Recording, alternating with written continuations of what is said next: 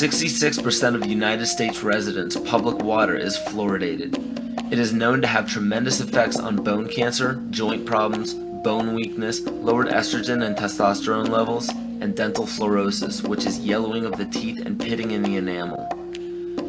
Wouldn't it make more sense to enhance public water with vitamins which are meant to be ingested to promote overall health, rather than putting such a toxic chemical in our water with a bogus explanation that it will improve our dental health? We now know that fluoride causes more dental problems than it solves. Something doesn't seem right about this. Do you honestly believe that these companies care deeply enough for the people to spend large amounts of their own money to fluoridate public water when the people already purchase their own toothpaste? But there's a difference between toothpaste and drinking water. We don't ingest toothpaste. If you go to any hardware store and look at any rat poison product, you will only find one ingredient: sodium fluoride.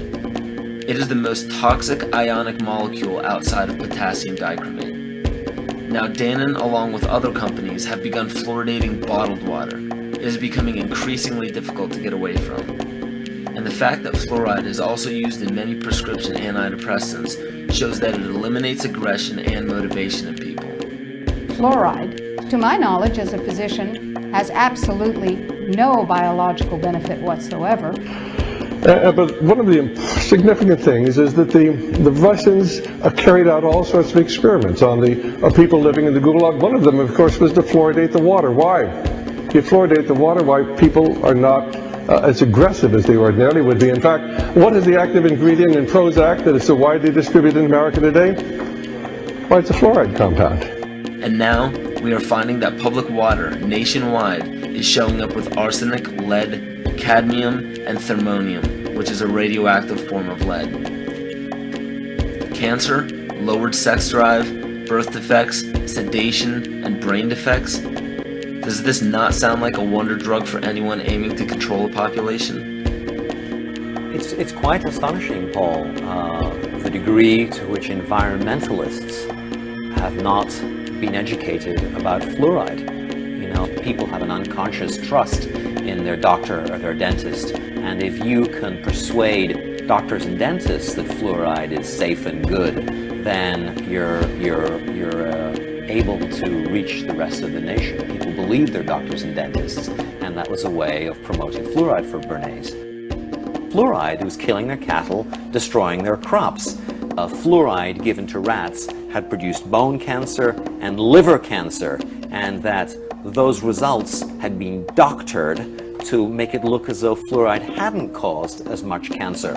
The pattern that we saw, it typically is what we see with other neurotoxic agents that are well known to cause a hypoactivity or a memory problem or an IQ problem. When I first presented the results of these studies, one of the individuals sitting and listening to the results, he says, "Do you have any idea what you're saying?" And he says, "You're telling us that we're reducing the IQ of children." And basically I said, yes.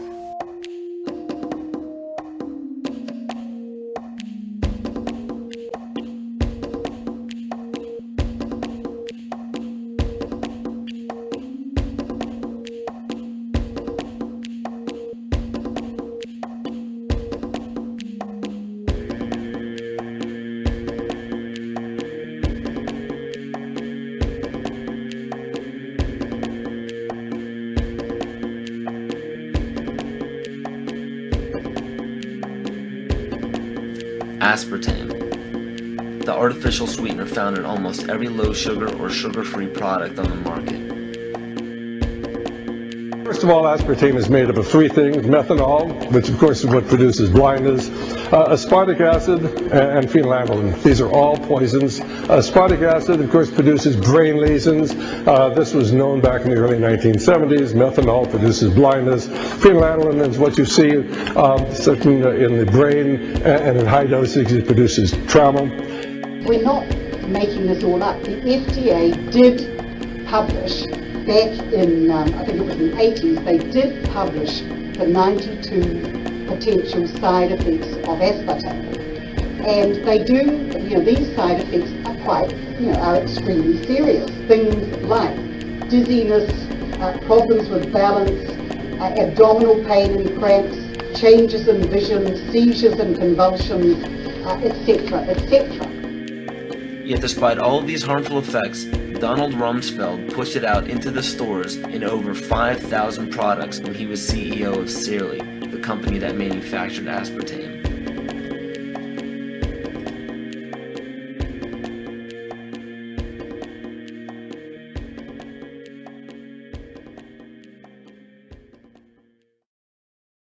The sustainable goal is the elimination of the middle class. The world cannot support 6 billion people. But you see, the plan behind sustainable development includes population control. It's a program for land use control, education control, and population control. The leaders of the sustainable movement say that the world's human population should not exceed 500 million people. That's a 93% reduction of today's population levels.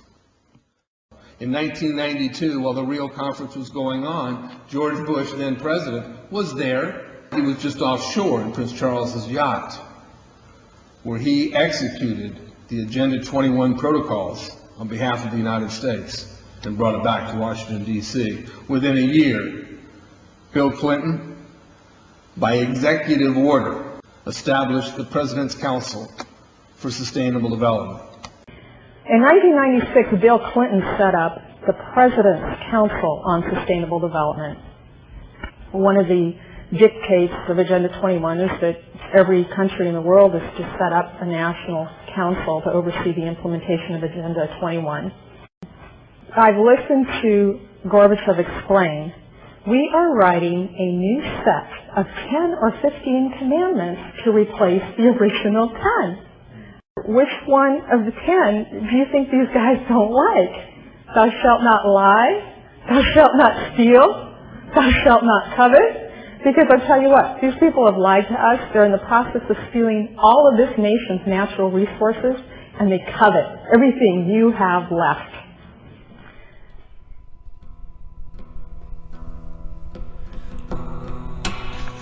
To explain the map, the red are areas that are to be off limits to human beings. If you live there, you won't. The yellow areas are the areas for major control of all human activity. If you live there, you won't. The black dots are the smart growth zones. That's where human beings are to be stacked and packed in small living units along rail tracks. The Smart Growth Program ultimately has jobs assigned and children cared for by the state.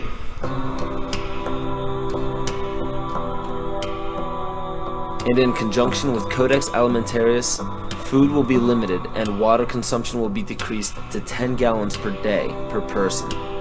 That is over a 90% reduction in people's average daily water consumption. And along with shortages of food and water, the food we will be provided with will be genetically manipulated and nutrient deficient. Genetic manipulation of food causes complications in metabolizing and utilizing food for energy.